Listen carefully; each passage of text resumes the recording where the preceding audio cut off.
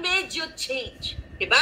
Ano ang reason kung bakit binago mo ang iyong stand na ayaw mo makipagbakbakan sa o ayaw mo magkampi sa China, ayaw mo magkampi sa aming mga Amerikano?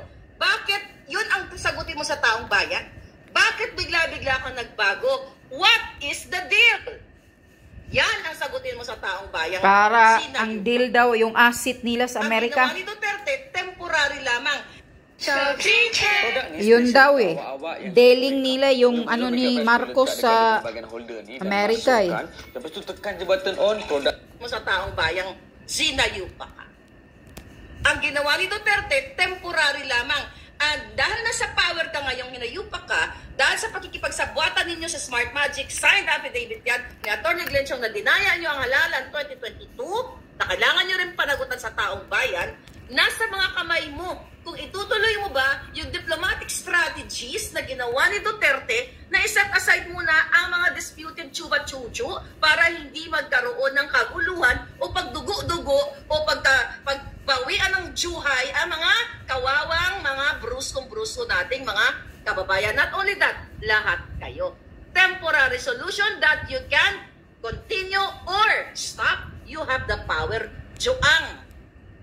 Pero gusto mo magkaroon talaga ng kaguluhan at pag-init ng taong bayan kasi ang ini-inject nyo, sinasalaktak mo, bangag ka. Ganon kasi sabi ko sa inyo mga bangag. Ang sinasaktak mo sa taong bayan, magalit tayo sa China. Kailangan natin maging matapang at jombahin ng bongga-bongga. Yan ba ang isang diplomatic person? Yan ba ang pro-life? Yan ba ang makatao na ibis isaksak nyo sa taong bayan ang edukasyon, livelihood program, saksakan nyo ang mga ngangabels ng Pilipino ng pagkain at maabot ang 20 pesos per kilo na bigas na pinangako mong bangag ka, ang sinasaksak mo kaguluhan. Kasi bangag kayong lahat.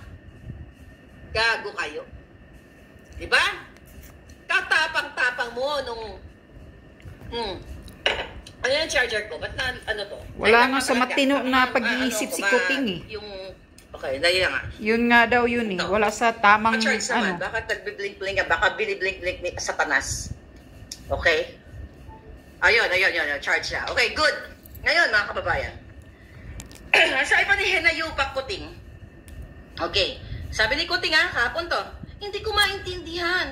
Very experienced lawyer naman si Pangulong Presidente, si Pangulong Duterte. Ang abogado dapat lahat nakasulat yan eh. Bakit walang nakasulat na kahit isang papel? Okay, sagutin ko muna dito. Hindi daw niya maintindihan bakit si Pangulong Duterte, abogado naman, buruan ako dyan. Teka, pag nagagalpo ko. Okay, ngayon, hindi ako susuklay eh. Gigigil ako ay walang suklay-suklay. Hindi daw niya maintindihan bakit wala nakasulat, babalik kita naman tayo. Utang ng bobo ditong pagbangag talaga bangag eh. Wala ngang formal contract Marcos Jr. kasi gentleman's, asan magic wand ko? Gentleman's agreement. Wala kang makikitang contract. At itong pagyabang-yabang mo, nakakatawa dahil yung nakikinig sa yung matalino o kahit na hindi abogado ay pagtatawanan ka. Sa palibasa, sa pagniwi-ngiwi mo, sa pagniwi-ngiwi mo, at ang sinasabi mong wala kang makikita ni isang papel, wala ka talagang makikita. Kasi from the word, gentleman's agreement, dapat hindi na lang tinawag na gentleman's agreement yan. Diba? Formal. May kontrata dapat. Doon ka makakita ng papel. Bangag talaga tong ginayupak na ito mga palangga. Bangag talaga. Sobrang pagkabangag. Ngayon mga kababayan, sabi ni Kuting, bakit walang video? Nagtatanong siya, sinisiksik kayo, okay? Sinisiksik kayo sa isang usapin na si Duterte ay napakasama kasi ibinenta kayo sa China. Ba't nandyan tayo sa Pilipinas? Dapat nakuha na ng China yung Pilipinas? Dapat Chinese na kayo lahat dyan. Nagsimula na kayo lahat mag-Chinese language. Bakit walang video? Okay? Bakit daw walang video? Ikaw nga, putang ina, may video na. Okay? Very soon na yan. Yung video, yung audio ng pakikipagsabwatan ninyo yung mga pictures, videos na kayo ay kasabwat ni Michael Ma, ni Sayarot. Ito, pakita natin ulit si Sayarot muna. Okay, tignan natin ha. Ayun pa puting. Ito. Dali. Okay na. Asa na yun? Ito sa Sayarot. Ito. Ayan, bakit walang video si Marcos Jr. noong, si Marcos Jr., si Duterte, noong gentleman's agreement.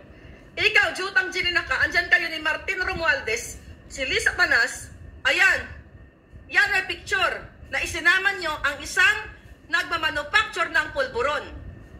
Oh, hindi ba dapat ma-horrify ang Pilipino? Hindi ba dapat matakot? Mag-alala sa kinabukasan ng bawat Pilipino dahil ikaw at ang kapinsan mo, lahat kayo mga nayupa kayo, ay kasama ninyo ang isang nagmamanufacture ng pulburon. Yan ba ang taga-supply, taga-tugong sa ilong mong gago ka? O, tapos naghahanap ka ng ebidensya kay Pangulong Duterte na wala man lang video. Ayan, video picture. Antayin mo pa yung iba mga video. Okay, ito pa. Kaya nga. Itong mga video ninyo na pakipagsabuatan. Ito, baka ng inang pa-play natin si Jong. Si Jong muna. Mukha niya, magkaparehas ng mukha, oh. Baka anak niya yun.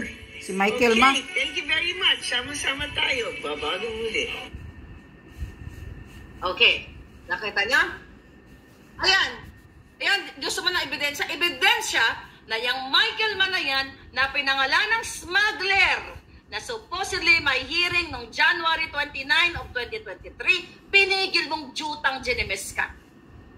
Ebidensya na si Jong ay baka katsuktsakan pa ng Diyosawa mo. Hindi natin alam kung bakit ganyan ang sweetness ni Lisa Tanas sa isang smuggler na si Michael Correct, Ma. magkadikit eh. See? Video ba anak mo? Nadjulul ka? Baka katsuktsakan ni Lisa. Ulit-ulit. Paranig natin sa taong bayan. Itong pagpangalan kay Michael Ma na isang smuggler. Pa-play natin si Swansing. Would like to request the Committee on Ways and Means to issue subpoenas for the following brokers, importers, facilitators allegedly involved in large-scale agricultural smuggling in local ports and around the Philippines. Namely, Michael Ma. Okay, lang yan. Nakita niyo? Name ni Michael Ma. Si Michael Ma na pinangalanan ni Swansing, yun yung pinakita ko si Jong. Ano ebidensya, Marcos?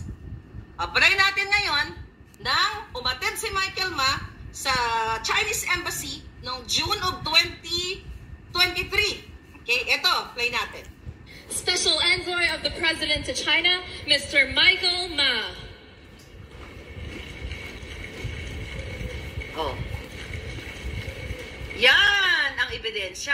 Yan ang video na ikaw, Marcos Jr., ang asawa mo, kayo ay mayroong secret deal, secret agreement dito sa smuggler na ito. Sa kabila ng pinatawag siya ng Kongreso, hanggang ngayon, wala, na-cancel na yan, ginawa mo pang special envoy to China at kasama pa, kakipay-kipayan pa ng asawa mo. Baka mamaya nga iniiputan ka na ng asawa mong Cordoroy. Baka hinahal-hal na siya, chinutsuk-tsak-chenis na siya, niyang Michael Ma na yan. Pero dahil bangag-bangag kayo, okay lang ang orgy-orgy. See? Anong ebidensya hiningi mo kay Duterte? Huwag mong pinaggagago ang Pilipino na horrified ka. Mas nakaka-horrified, mas nakakabahala, nakakatakot, kahindik-hindik, karimari-marim ang pagprotekta mo doon kay Sayarot at kay Michael Ma at sa marami pang iba. Mamaya, magpe-play ulit tayo ng ebidensya, audio-video dahil yan ang gusto ni Kuting. Naghahanap siya ng video. Dito daw sa gentleman's agreement na ito. Hindi ba naman buang?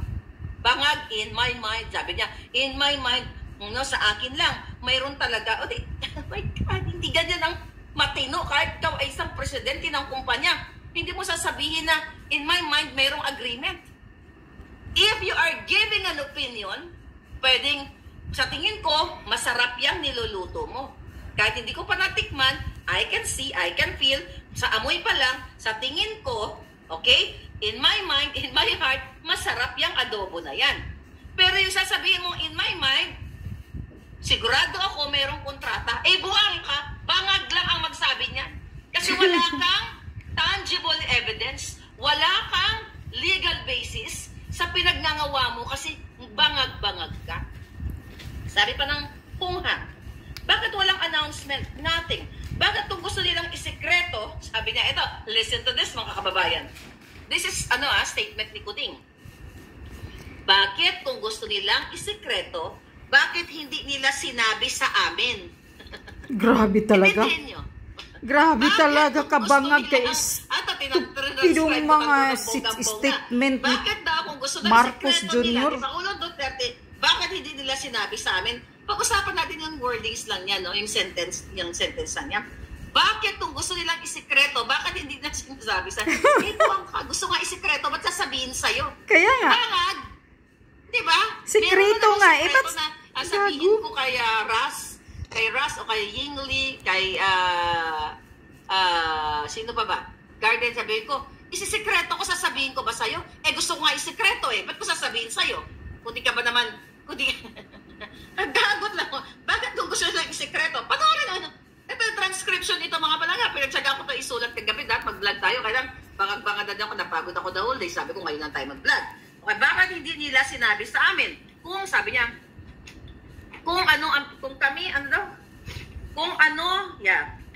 sabi niya, nung kami ang pumasok, so nung pumasok daw siya as Presidente Bangag, nasabihin na meron kaming usapan na dapat sundan namin. Okay? Sabi niya, paano mo susundan ang continuity na sinasabi mong pangako mo? Okay?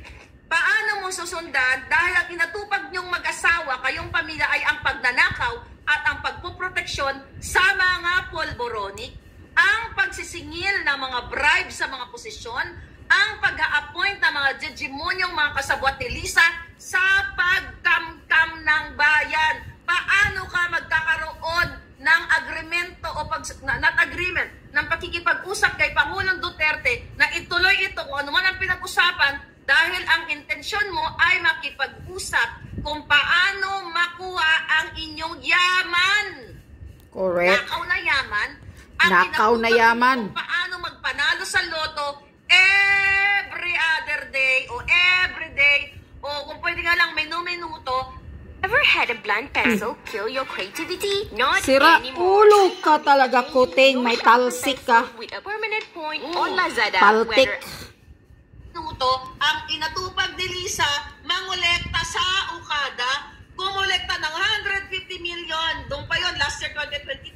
150 million grabe, sa mga kasino. 150 million, ang tawag dito? Diyan kay Altenco. Okay? Diyan sa ano na yan? Pagcor. Yan ang inatupag ninyo. Imbis na what? Ang smuggling ang inatupag mo. Paano ka magkakaroon ng sinasabi mo na kung merong usapan dapat sinundan ninyo dahil ang intensyon nyo hindi peace talks, hindi peace process, hindi diplomacy. Ang pamunuan mo, Marcos Jr., ay manggipit ng mga vloggers, manggipit ng mga reporters ng TV station, lalo na ang SMNI, gipitin si Duterte at kayo ipagpatuloy ang pangangamkam, mag-appoint ng mga smuggler at polboronic. So wala kang time na makipag-usap kay Pangulong Duterte para man lang mahawa ka o makuha mo ang kanyang style in terms of foreign policy and diplomacy dahil ang inatupag mong bangag ka, sumingot ng sumingot. Gago. Correct. Singhot. Tanong natin sa kanila, bakit walang dokumento? Inulit na naman, bakit walang dokumento? Ano ba talaga ang kwento? Grabe talaga. Kwento naman ninyo kung ano ang nangyari. Gago Sabi niya, tanong natin sa kanila, bakit walang dokumento? Doon sa first part, nang sinabi niya, in my mind, merong secret agreement. Bakit mo pipigain ang dokumento na katang-isip mo lang? In your mind, merong agreement. Sabi niya, ito strength, word na to. Then sa kaduluhan ng kanyang salita, Sabi niya, bakit walang dokumento? Putang ina. Parang Nagpaikot-ikot. nakikinig sa isang warla-warlang bangag na bangag. Walang kasustansya. Pang VO lang. Bobo, sabi mo, katang-isip mo lang in your mind. Now, you're looking or asking for the document. Paano kami magpo-produce? Paano magpo-produce ang Duterte administration? Kung katang-isip mo lang, katang-isip, hahanap ka ng dokumento, bangag ka, gago ka. Kaya nga, sobrang Tama ba pagkabugok, yun? Sasabihin ko estupido, sa inyo, gago, you know what, in my mind, bangag. Ito ba? Gusto ko Nagpaikot-ikot sabihin, lang in siya my sa mind, salita meron niya, ako sa mga speech niya. properties, Sira mga ulo ka kalupaan talaga. Sa Samal Island, mga ganun. Kunyari, o sa Boracay, ganun. In my Buang. mind. Kasi, buang ako eh. Diba? Buang si Kuting. O, dahil buang ka, dahil nakatughong ka ng what? Ng pulburon. Juang-juang ka lang. O, ngayon, maghanap ka ng dokumento. Hallucination mo yun eh. Tapos sasabihin ko kay ano, Nasubrahan ka na, Kuting, sa pag-hallucinate mo. Pulburon pa. Yung mga titulo ko ng lupa dyan sa Davao at saka sa Boracay. Kaya kasi alam ko sa utak ko, you know, nung ako ay sumisingot ng pulburon, alam ko meron talaga ako in my mind, meron ako mga properties. Ito naman si Procopio, inutusan ko dahil magkaibigan kami. Sabi ko, Procopio, hanapin mo nga yung mga papeles ko. Mga dokumento, sabi ni Procopio sa akin, Juang ka, wala kang property. O, maaari ka, nagpulburon ka lang nung gabing yung sinabi mo. You know what I mean? Napakasimpleng intindihin na ang mga pagsasalita ni Marcos Jr. maliban sa manifestations physical, di ba? Manifestations, Kaya nga, ngiwi-ngiwi. ebidensya na nga yan eh, sa At the way, yung ina-utter niya mga salita, lumalabas sa bungangan niya, Pagka-drug hindi addict, nagja-jive sabi ni sa Tatay isang Diggs. normal na tao. Look at Pangulong Duterte. Nakita niyo ba yan? Although si Pangulong Duterte, of course, old age, kaya medyo mahina na siya magsalita. Pero hindi siya mamingiwi. At ang train of thoughts niya, swak na swak si Kuting, ang train of thoughts, sabog. Kaya nga, bangag. wala sa Hindi hulog. ka talaga, kung ikaw nga walang tulog, minsan bangag-bangag ka din eh. Kaya nga ako, pag medyo pagod ako sa pang-araw-araw, at medyo pagod ang katawan mo, hindi ako nagbablog, baka maging bangag-bangag din ako tulad kay Kuting. Nagpapahinga ako, dapat kanina pa tayo. You know what I mean? Kasi kahit hindi ka actually magpulburon at pagod ka lang, hindi nagja-jive yung nga bells mo. Minsan may mga ganun tayo, di ba? Yung sa isipan mo. Kasi kulang ka sa rest. Eh how much more kung pulburonic ka? Kung sumisingot ka everyday. Kaya kung gabi-gabi, binibigyan ka ni Sayarot. O ka-jamming mo si Lagdameo, ka-jamming mo si Zubel. You know what I mean? Kaklasmate sa kuan. Sa What part did pagsuyok. you play in all of this? My question to you, Kuting. What part are you playing with all of this bang, bang, bang right now? Ano ang behind kung bakit nagbago ka? Ano ang agremento kung bakit nagbago ka sa iyong posisyon na gusto mong bangbangin ang China? Ano? Magpaliwanag ka. Ibabalik natin yung sinabi niya. What part did you play? Talking to Pangulong Duterte. Ikaw, anong part at ng asawa mo ang piniplay ninyo sa nangyayari ngayon? Ano ang kondisyon? Ano ang pangako? Anong ibibigay sa pamilya ninyo? Kaya nga. Para ibala mo sa bang-bang-bang ang taong bayan. Imbes na bigyan mo ng murang bilihin, sagutin mo ang mga isyong pulburonik ka, magpapulburon test ka, sagutin mo ang hinaing ng mga OFW na magkaroon ng local ng oportunidad sa Pilipinas, imbes na sila ay lumisan at iwanan ng kanilang mga anak, bigyan mo ng mga livelihood program ang mga tao. Ang inaatupag mo ay isabak sila sa gyerang hindi sila handa at ayaw nila. Kaya I challenge you, pulburonic supporters, kung talaga kayo ang matapang, ganito lang naman yan eh. Kung kayo ay talagang matapang at naniniwala kayo na ang solusyon ngayon sa kahirapan, ang solusyon ngayon sa buhay ninyo na dinadanas sa Pilipinas ay ang pakikipagkitilan o pakipagurgura ng buhay sa China, eh wag na kayong mag-atubili pa. Gawin nyo na. Pumunta na kayo dyan dun sa disputed waters. Lumangoy na kayo ngayon. Pumunta na kayo, matapang kayo eh. I challenge you. Bit-bitin nyo sa bawat kasulok-sulukan ng inyong pamilya. From what? Lahat kayo, buong pamilya, ano na kayo doon, Alam nyo, kung talaga matapang kayo, nandoon naman yung vessel ng China eh. Unahan nyo na. Kaya nga. Kasi matatapang kayo eh. Ay, naku, Maharlika. Bongga-bongga. Nagtapang-tapangan lang ang mga karamihang Pinoy. Na gusto kayo, ugaling mayabang lang yan. Hindi para sa inyo. Correct. Ugaling mayabang. Ano sabi ni Kuting? Nakakagigil yung iba Ulit dyan. ko clarify the situation. Hanggang salita lang. Situation na nalalagay ang Pilipinas sa alanganin. Ikaw ang naglagay sa alanganin. Dahil nung panahon ni Duterte, walang bang-bang-bang. Sa halip, tuloy-tuloy ang trade agreements, economic agreement, ano pang mga agreemento para paglayunin, para pagbutihin ang pangangalakal o kalakalang usapin between China at Pilipinas. Wala sa alanganin. Ikaw ang naglagay sa alanganin sa taong bayan dahil sa mga bang-bang-bang na nasa utak mo, katang-isip mo, dahil ikaw ay hindi nagpapatakbo sa Pilipinas dahil hindi mo kaya. May speech ka na nga dun sa dito sa Amerika kanina. Nagningiwit ka pa, nabubulol ka pa. Wala kang backbone.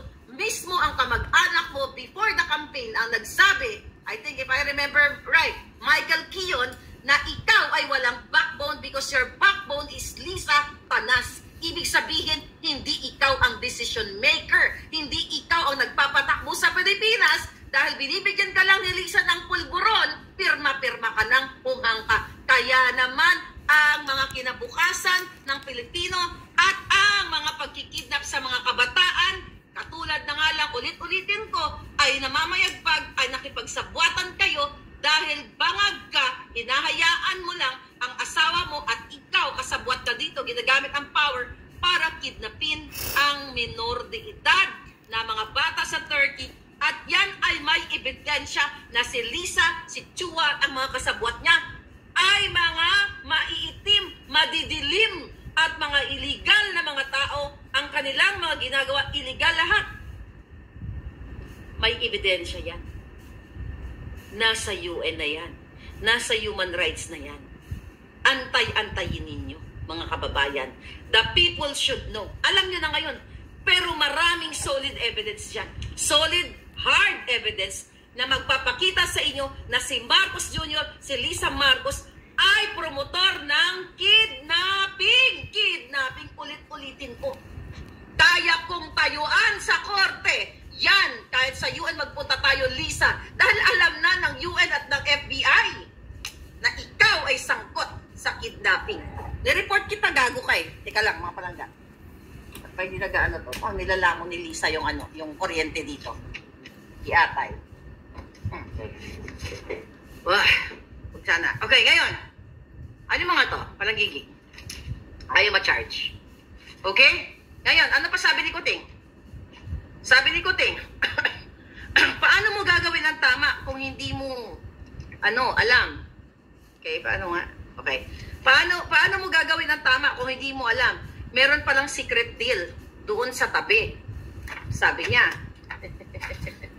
Ulit natin. Wala kang secret, wala kang pinirmahan eh. Mutual nga lang, ayoko na ulitin yan. Okay? Wala pinirmahan kasi walang formal contract. Sabi pa niya, sino yung kinausap nila sa China? Si DFA ba? Okay, DFA daw ba? Parang ang DFA yata. Sino kinausap ni Lisa? Mga kababayan, bago ako pumunta kay Governor at saka sa Davao issue, sino ang kinausap ni Lisa? Eto, may solid evidence tayo. Na si Lisa, ayaw talaga, I don't know. Sige, di bale. May konting kembot pa yan.